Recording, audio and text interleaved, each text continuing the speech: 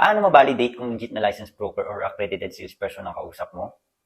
Alam nyo ba na under RESA Law or Real Estate Service Act Law, ito yung batas na nag-regulate sa real estate para protektahan ng mga real estate buyer laban sa scam or sa mga kolorong na ahente.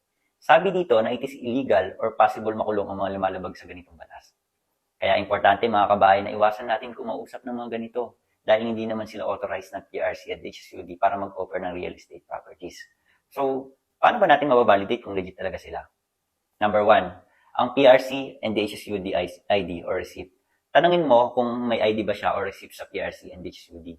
Make sure mo rin na totoong pangalan at totoong picture niya yung nakalagay doon at hindi ninuman. I-check mo rin kung valid ba to at hindi expired.